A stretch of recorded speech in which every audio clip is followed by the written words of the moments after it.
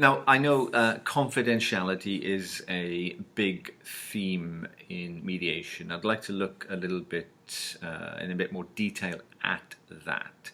Could you say how the confidentiality in mediation is regulated in different ways?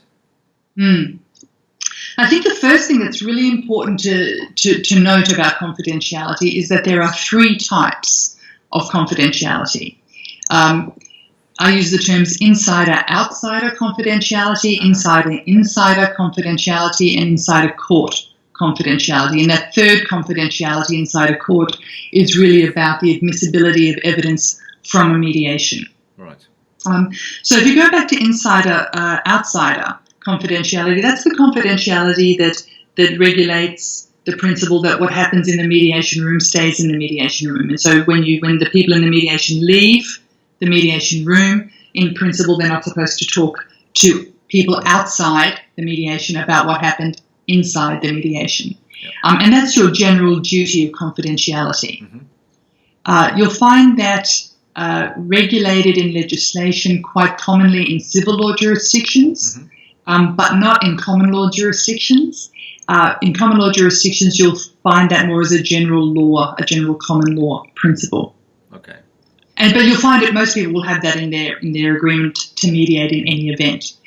So then there's insider-insider confidentiality, and that generally, that relates to the private sessions, the private and confidential sessions that might occur within a mediation between, for example, a mediator and one of the parties and his or her lawyer, or even sidebar, sort of side meetings within a mediation.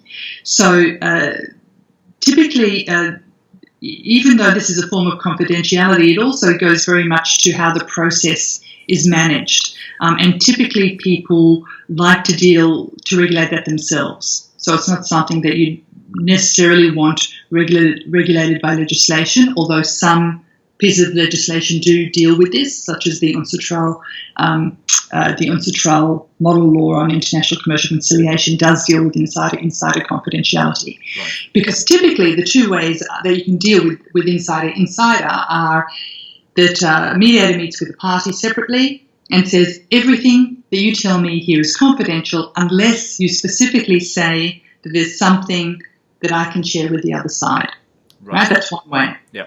Well, the other way is that the mediator says, here we are having a private conversation, and if there is something that you don't want me to share with the other side, let me know. Right? So there are two ways, right? And again, depending on the culture and the organisation and or the country, sort of different approaches are more popular, which is why that's often left to the agreement to mediate. Presumably you'd need to be pretty explicit about that. Yeah. I think you would. You'd want that, ideally written into your agreement to mediate, and if it wasn't, and even if it was, you'd also want the mediator to spell that out prior to the mediation and as you're going into the private session as well, and also as you're finishing a private session, I think. It's the approach which says that everything is confidential unless a party wants it to be shared with the other side is probably more difficult for mediators in a sense, trying to remember what's confidential and what's not. Yeah. It's probably easier for mediators if they just have to remember specific things that a party tells them to keep confidential. At the same time, though, a lot of people think that parties will feel more reassured and be more likely to be open and share if they think they're in a confidential bubble with their mediator. Yeah.